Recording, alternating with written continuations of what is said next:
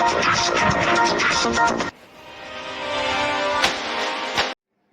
जायका railway station gate number 2 के सामने संतोष नगर ग्राहकों के लिए विशेष सुविधा veg non veg fast food एवं स्वादिष्ट व्यंजनों का आनंद ले, बैठने की उत्तम व्यवस्था, स्वच्छता का विशेष ध्यान, एडवांस बुकिंग एवं पार्सल सुविधा, kitty party, birthday party, officially party, meeting, press conferencing hall एवं पार्किंग की विशेष सुविधाएं। आपका अपना रॉयल जायका रेस्टोरेंट में एक बार अवश्य पधारें। आपका स्वागत। जोमेटो के द्वारा होम डिलीवरी की सुविधा भी उपलब्ध है। दिए गए नंबर पर संपर्क करें 9829463728 या 9460179786 पर।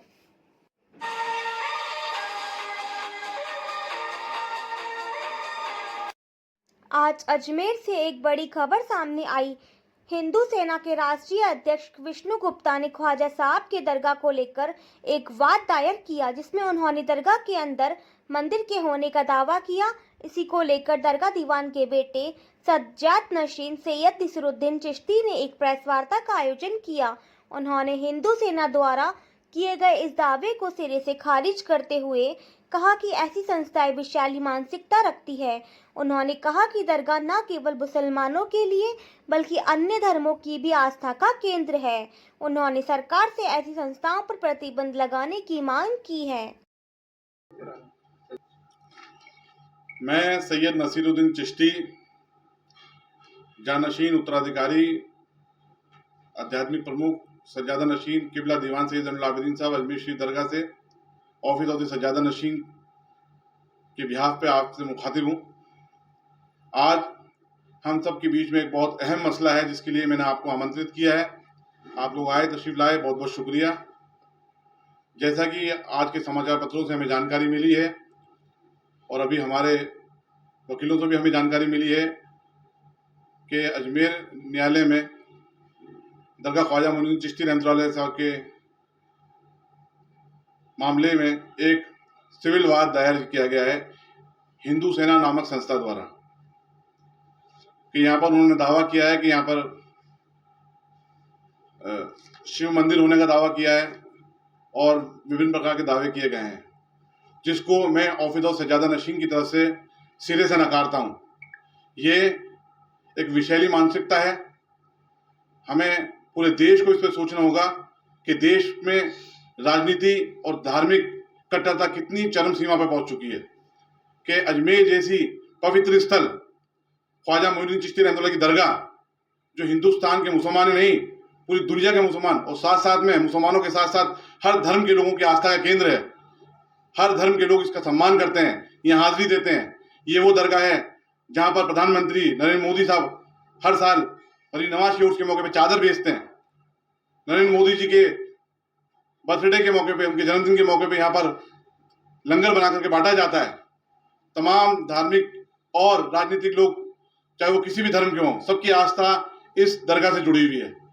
लेकिन हिंदू सेना संस्था नामक जो वाद प्रस्तुत किया गया है वो एक तरह से उनकी विषैली मानसिकता को दर्शाता है। हम सिरे से इसको खारिज करते हैं। हिंदुस्तान के इतिहास की तारीख उठा के देखेंगे तो ऐसी कहीं तारीख मौजूद नहीं कि इस धार्मिक स्थल पे किसी ने उंगली उठाई हो।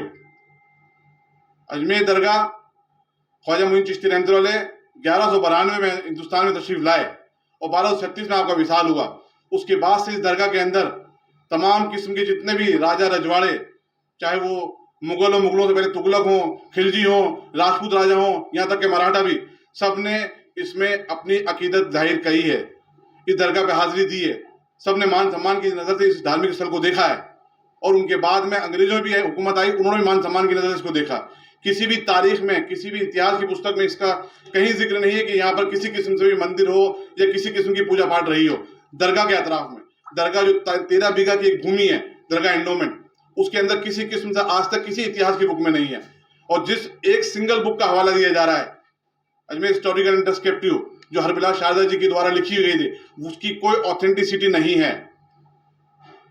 अगर ऐसा होता तो इतने इतिहासकार गुजरे हैं, इतनी तारीखी किताबें ख्वाजा साहब के ऊपर लिखी गई हैं, किसी में तो इसका जिक्र होता।